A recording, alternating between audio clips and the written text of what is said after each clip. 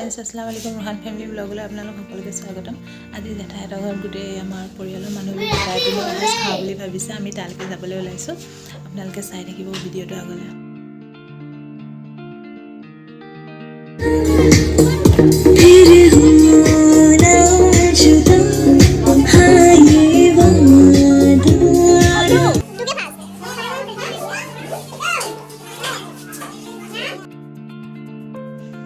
এয়া আমাৰ পিকনিকৰ কাৰণে আলু পিয়াজ আৰু পাচলি কাটি থকা হৈছে।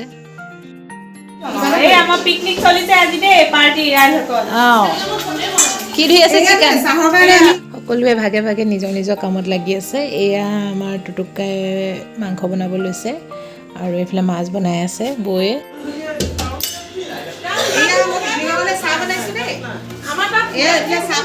চাহপাতত মই তেজপাত দি বনাইছোঁ আমাৰ চৰকাৰে টেষ্ট হয় আৰু এয়া গাখীৰ উতলাই চাহ বনাবলৈ এতিয়া তাৰপিছতে আৰু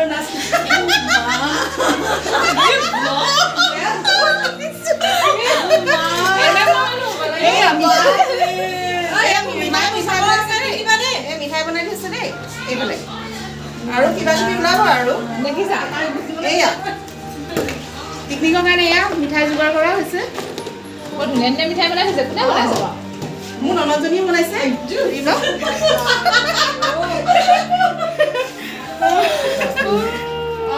চাহ বনাই আছো চাই থাকিব ন আগলৈ চাই থাকিব।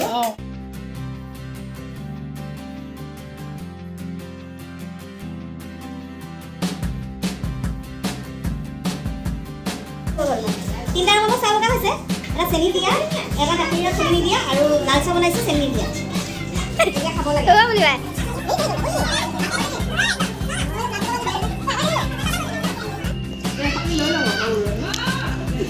বহুত টেষ্টি হৈছে কিন্তু খাবলৈ বৰ ধুনীয়া বনাইছে।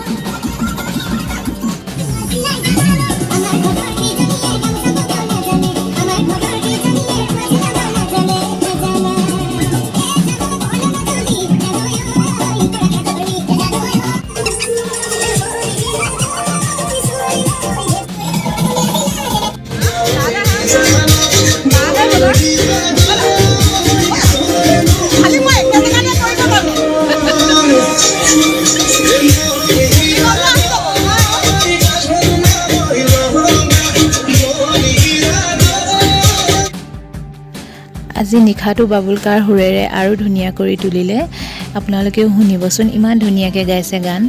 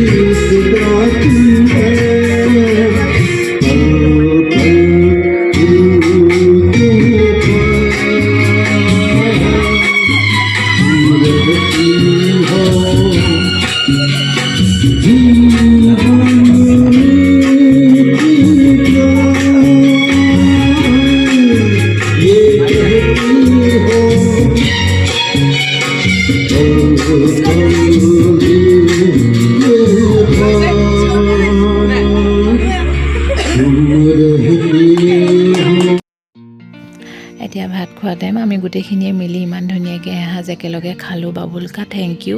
আপুনি বহুত ধুনীয়াকৈ নিশাটো এৰেঞ্জ কৰিলে, সকলোকে একেলগে গোটালে, বহুত ভাল লাগিলে।